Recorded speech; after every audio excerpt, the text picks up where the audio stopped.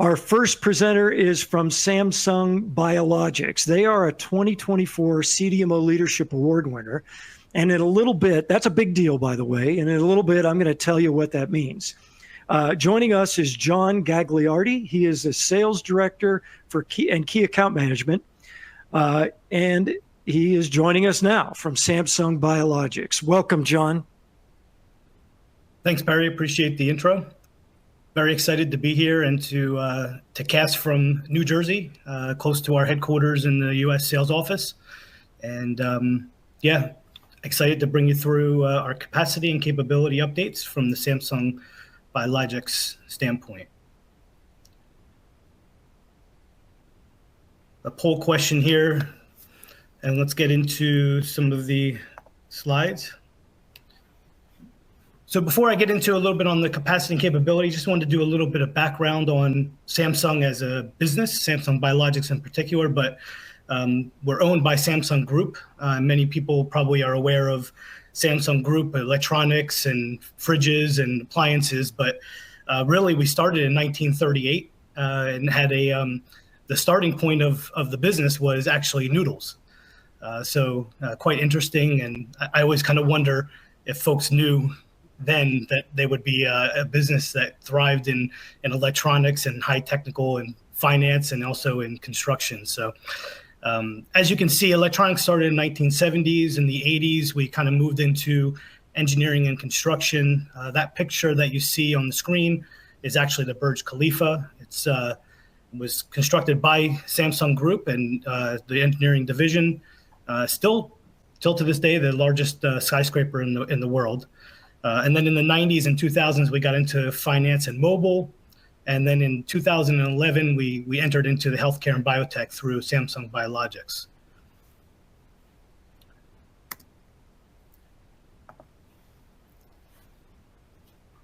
I won't go through the whole slide here, but just to give you a little bit of the growth since the introduction of 2011 from the Biologics division.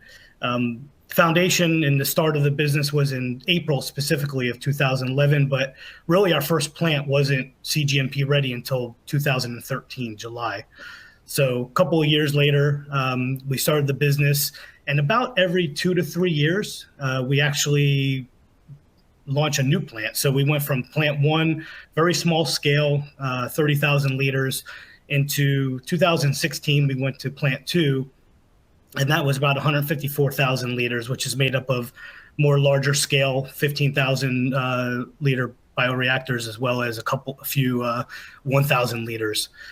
In 2018, and all along this kind of timeline, and you can see the filled in white diamonds, those represent the CDO business. So as Samsung has evolved and gone through with our journey in biologics, we've recognized different things along the way in terms of market demand. CDO business, so early development, discovery through IND, that was the business that was launched in 2018. That's been doing very well. And just along that, the light blue areas that are highlighted as well as the CDO business, they represent technology platforms that we've added along the way, again, to service our clients and future customers. Plant 4 was introduced a little bit off the time frame of the 2 to 3 years because of the COVID years, but Plant 4 was introduced in June of 2023. And again, we've got Plant 5 that is about to be operational in April of 25. That'll be CGMP ready. A couple of other things I want to point out here. So in December of 23, we've had 15 contracts out of the top 20 big pharma. Right now, so year to date, this year, we're at 17 out of the top 20. So we continue to grow with the top 20, but we still service small to mid-sized biotechs, and you'll see that a little bit later as I go through the slides. A little bit of facts and figures around Samsung and the portfolio from the Biologics division. 10 plus history in terms of the years, as I said, from 2013 to today. We've cumulatively brought in revenue of $11.3 billion. And we continue to reinvest that money as we grow into more capacity, more capability. I'll get into a little bit more on the capability as we go through the slides, but we continue to reinvest, and we really want to be, your trusted one-stop CDMO partner for success. We have over 4,800 employees as of right now, and that'll continue to grow as we go through Plant 5 and then trigger in Plant 6 for groundbreaking. And something that we're super proud of is we have 110 plus global clients, not so much from the number itself, but from the reach to the patients that we have through our clients and our partners. As of April 25, when we open up Plant 5 and it's operational, we'll have 784,000 liters of capacity, which actually represents the largest by capacity CDMO in the world. And again, from inception of our business in 2013, we've got over 2,500 batches that we've produced with a 98% batch success rate, which again, we're very, very proud of. Cumulatively as well, 335 approvals from major authorities all the way to some of the smaller markets. But pretty much we work with just about every regulatory body out there. So if you're a company that has a need and has an understanding of where you want to launch your product and you need some help with that, we can certainly help navigate those waters. So that was a little bit of history. I'll go into now a little bit more of the CDMO business itself and get into specifics around the capacity and capability. So we have kind of four verticals within Samsung Biologics. We've got the development piece, which I mentioned is part of the timeline that started in 2018. Select Tailor, there's several of the proprietary platforms that we actually introduce and have available to our partners in that space. Again, from discovery to IND, we have that ability to help service the clients in that space. The second vertical is really around the bread and butter of our business. That's the manufacturing of our monoclonals and complex proteins. And we basically have DS, DP, and on-site between plants 1 through 5. We'll have quality control, we'll have analytical, we'll be able to do release. So we can service every need from end to end. And then we continue to launch our new modalities. We've got an ADC site that is going to be co-located in our Biocampus 1 and 2, just a few blocks away, but still sort of in that same general area. That'll be introduced and ready for cGMP batches beginning February of 2025. And then we had an mRNA site that we brought in online in 2022 as well. So we continue to invest, like I said before, new modalities, and that continues to be on the forefront of the Samsung DNA and in terms of our fabric, which is innovation. And the Bio R&D Center is actually kind of the feeder into the business. They have the technology lab for the antibodies. They do gene therapy technology lab. They're looking into everything that we can then bring into the business. So they're responsible for a lot of the proprietary platforms that we saw on slide 3 that feed into either the business when it comes to the CDO side or from our new modalities, the ADC or mRNA side.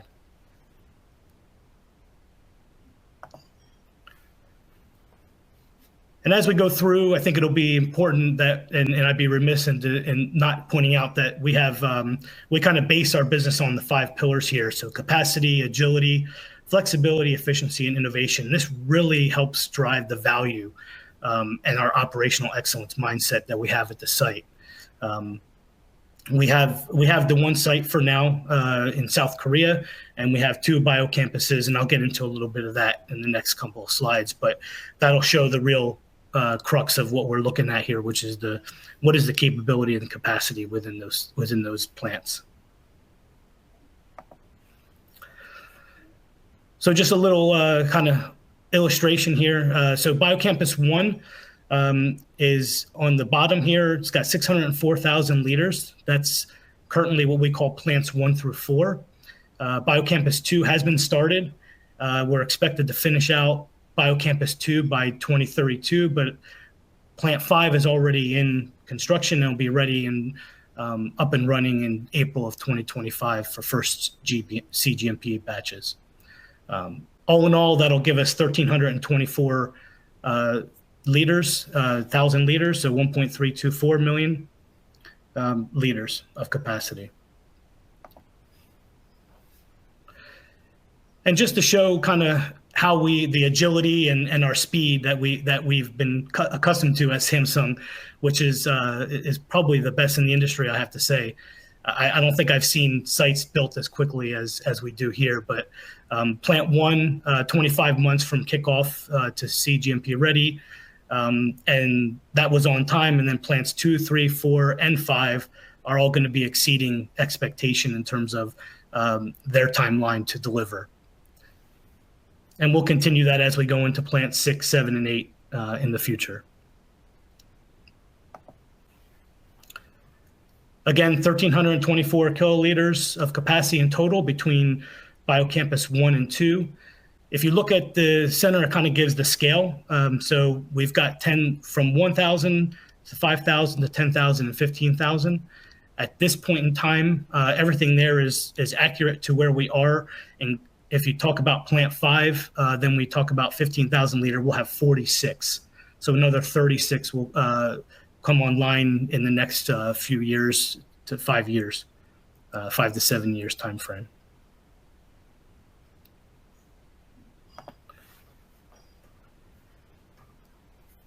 And then in terms of capability, a couple things that we're adding that will be coming in to next year. If you look on the left, that kind of shows the present state. So within our plants 3, 4, and what will be 5, we already offer the N-1 perfusion technology. So we can do that based on where we sit with our 15,000 liter batch size reactor and also our 10,000 liter. So our N-1 would be the 3K and the 2K in those. If you look at coming into next year, May of 2025, we'll be introducing additional perfusion capability for N-1, but at the 1,000 liter scale. And that will also be able to help us from an end-to-end supply chain standpoint to be able to help our customers and meet the needs of the clients as well.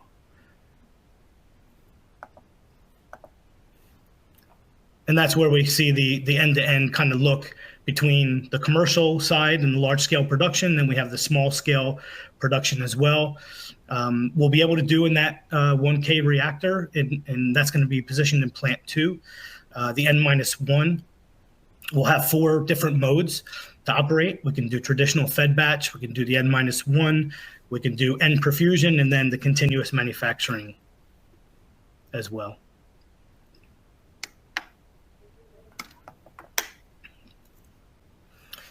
And a little bit about our fill finish. We do have fill finish co-located within the plants 1 and 2.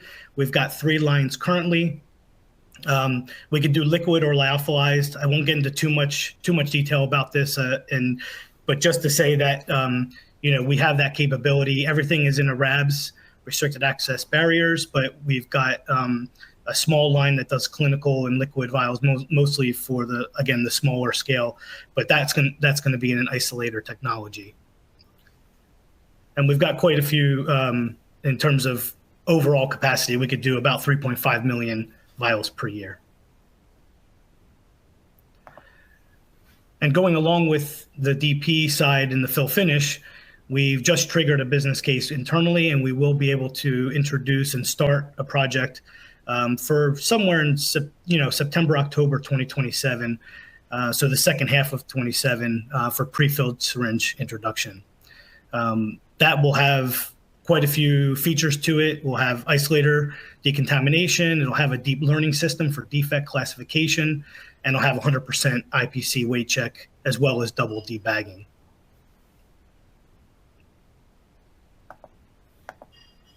A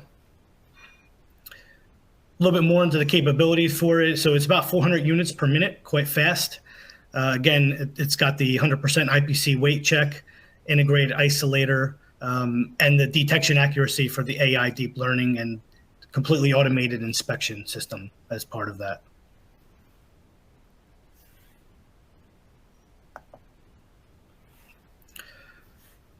So as we've kind of went through the slides, our goal is with our optimized flexibility and agile capabilities, we want to exceed all expectations, and hopefully we've come across with that in some of the data and some of the capacity and capability that we continue to bring forward to the industry and monitor. But just to kind of touch on it, the future plan, we have Biocampus 1. Again, Biocampus 2 is expected to be ready by 2032. Again, centralized laboratories. So within the development, we've got MSAT capability as well for tech transfer and scale up activities, quality control, and the biosafety testing, all to complement the business and be that one-stop shop for our clients and future clients. Again, some diversified services as well, mRNA, the ADC facility, offices in San Francisco, Boston, and New Jersey as well. So we continue to expand, and we'll continue to do that through our the bio R&D platform as well. And maybe future would be cell and gene therapy, don't know, but again, these will be things that we look at as a business and make decisions on as we go forward. And then again, just highlighting the capabilities and how we can serve your specific needs now and as we grow in the future, we'll add to this. But with the ADC, the mRNA, multi-specific antibodies, so not just bispecific, we've done some work in the tri-specific as well. And then fusion proteins and recombinant proteins as additional.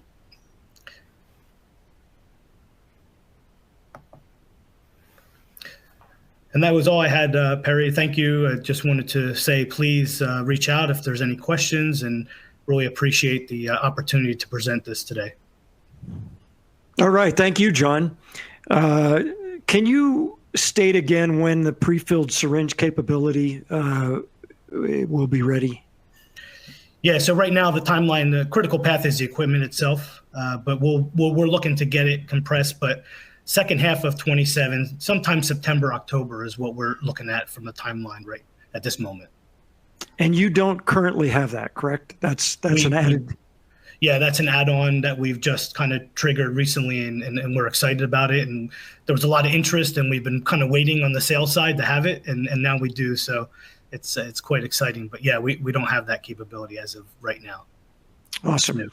I remember when Samsung, introduced themselves as a pharmaceutical CDMO, and among the more seasoned members of the pharmaceutical industry, there was some head scratching and maybe even some dismissiveness. And then it wasn't too long before you started gathering the CDMO Leadership Awards, and then there was a gasp. Oh my, this is really working well. So what a story. Congratulations on the awards, but congratulations on that timeline of capabilities. So you talked a lot about the two sites in Korea. Do you have anything outside of Korea, or maybe plans for more sites outside of Korea? We don't have anything at the moment, and nothing is planned. But I know that internally we are always looking at business cases to either look at something brownfield or greenfield.